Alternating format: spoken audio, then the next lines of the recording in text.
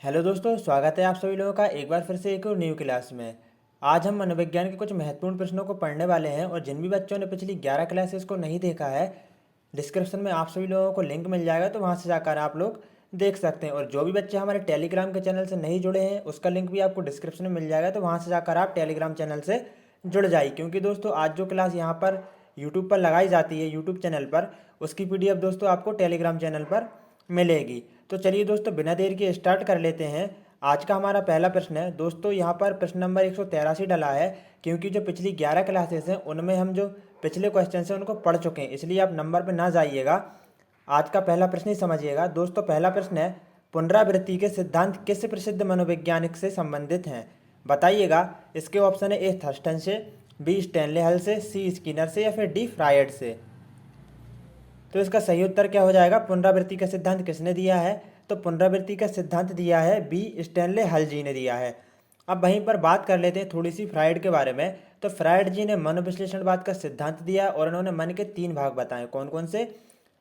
अचेतन मन, अर्धचेतन मन, और एक और कौन सा बताया है दोस्तों? एक बताया है चेतन मन। चेतन, अर्धचेतन और अचेतन मन। और वहीं पर इन्होंने व्यक्तित्व के भी 3 भेद बताए: इड ईगो और सुपर ईगो। इन्होंने मनोविश्लेषणवाद का सिद्धांत दिया है। अब वहीं पर बात कर लेते हैं स्किनर की। तो दोस्तों स्किनर जी ने चूहे पर प्रयोग किया और अधिगम का सिद्धांत दिया। और दोस्तों ये व्यवहारवादी मनोवैज्ञानिक थे। नेक्स्ट देख लेंगे, नेक्स्ट क्वेश्चन। अधिगम से संबंधित बहुप्रतिक्रिया का नियम किस श्रेणी का नियम है? जिन भी बच्चों ने हमारी पिछली क्लासेस को देखा होगा तो इसका आंसर उनको पता ही होगा कि जो बहुप्रतिक्रिया का नियम है वह किस प्रकार का नियम है। मुख्य नियम है या गौण नियम है, या मुख्य एवं गौण दोनों प्रकार का नियम है। तो दोस्तों सबसे पहले तो मैं आपको यह बता दूं कि जो थॉर्नडाइक जी हैं उन्होंने 2 प्रकार के नियम दिए थे। एक तो था मुख्य नियम और दूसरा था गौण नियम। तो दोस्तों जो मुख्य नियम है उसमें 3 नियम थे और जो गौण नियम है उसमें 5 या 6 नियम थे। तो उन्हीं में से यह जो बहुप्रतिक्रिया का नियम है, तो आपको इसमें बताना है कि वह किस श्रेणी के अंतर्गत आता है, मुख्य नियम के अंतर्गत या फिर गौण नियम के अंतर्गत।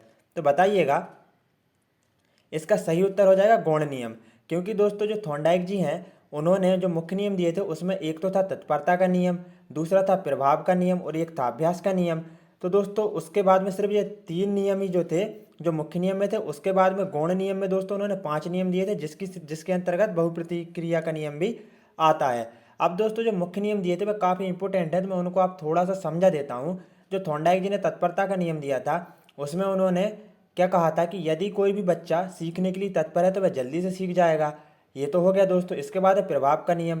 अब दोस्तों उन्होंने प्रभाव से मतलब यह है कि मान लीजिए किसी बच्चे को आप कोई प्रेरणा देते हैं। अब आप ही हैं, आप क्या प्रेरणा लेकर पढ़ रहे हैं कि हमको जॉब मिल जाएगी हमारे पेपर निकलने के बाद। तो इससे क्या होता है, ये प्रभाव का नियम है। यदि आपको कोई अच्छा फल मिलता है तो आप पढ़ाई करते हैं, आप लक्ष्य को हासिल करने के लिए आगे जाते हैं। दोस्तों उसके बाद में है अभ्यास का नियम। जो आप पढ़ रहे हैं यदि आप उसको बार बार अभ्यास करेंगे तो आपको सफलता मिलेगी। ये 3 नियम है थॉर्नडाइक जी के। उन्होंने बिल्ली पर प्रयोग किया था और उद्दीपन अनुक्रिया का सिद्धांत दिया था। और दोस्तों इन्होंने एक बुक लिखी थी एनिमल इंटेलिजेंस। ये सभी के सभी टॉपिक जो मैंने आपको बताए हैं सभी को याद रखना महत्वपूर्ण है। नेक्स्ट है, निम्नलिखित में से कौन सी अधिगम की विधि है? दोस्तों अधिगम का अर्थ जान लीजिए। अधिगम का सीधा सीधा सच्चा सरल अर्थों में अर्थ होता है दोस्तों क्या? सीखना। क्या अधिगम का अर्थ क्या होता है? सीखना होता है। तो अधिगम की जो सीखने की विधि कौन सी है? छूकर सीखना, सुनकर सीखना, करके सीखना, या फिर उपरोक्त सभी। बताइएगा। इसका सही उत्तर हो जाएगा सी, करके सीखना। देखिए दोस्तों, कोई भी चीज़ हो यदि हम करके सीखते हैं तो वह अधिगम की विधि के अंतर्गत ही आता है। छूकर सीखना, सुनकर सीखना यह अधिगम की विधि के अंतर्गत नहीं आता है। नेक्स्ट देखेंगे, निम्नलिखित में से आदत होती है। दोस्तों जो आदत क्या होती है जिसे आप बार बार दोहराते हैं? आपके ऑप्शन है: ए संवेदात्मक क्रिया, मूल संवेगात्मक क्रिया, या फिर पूर्व अनुभवों की पुनरावृत्ति, या फिर डी है उपरोक्त सभी। तो इसका सही उत्तर हो जाएगा सी, पूर्व अनुभवों की पुनरावृत्ति। जो आपके पूर्व अनुभव रहते हैं यदि आप उनकी पुनरावृत्ति करते हैं तो उसको आदत कहा जाता है, ना कि संवेदनात्मक क्रिया को, ना ही मूल संवेगात्मक क्रिया को।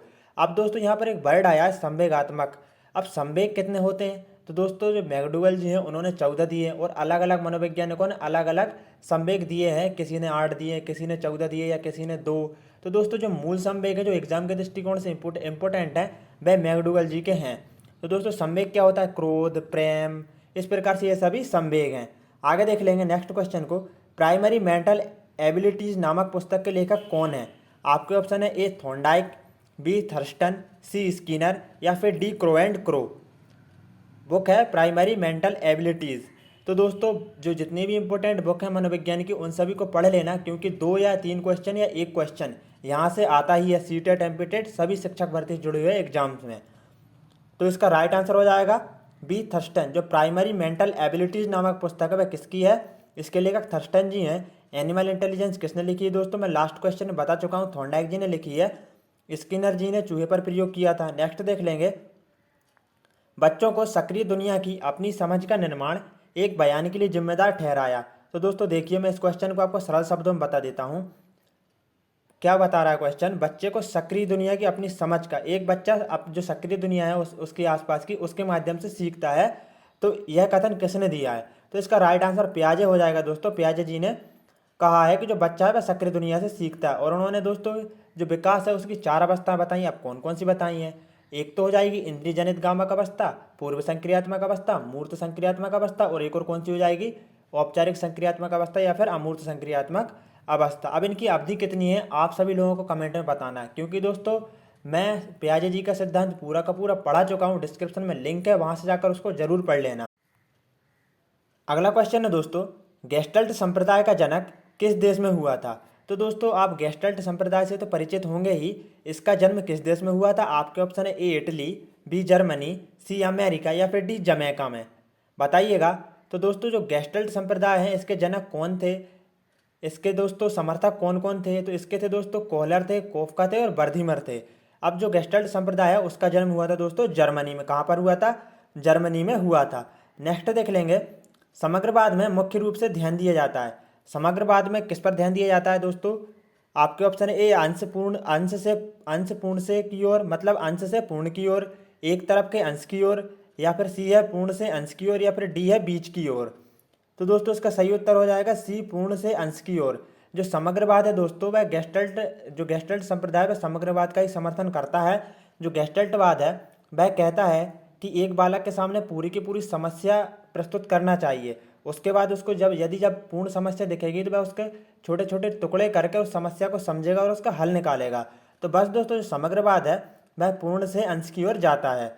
नेक्स्ट देख लेंगे, कौन सा संप्रदाय मनोविज्ञान को चेतना का विज्ञान मानता है?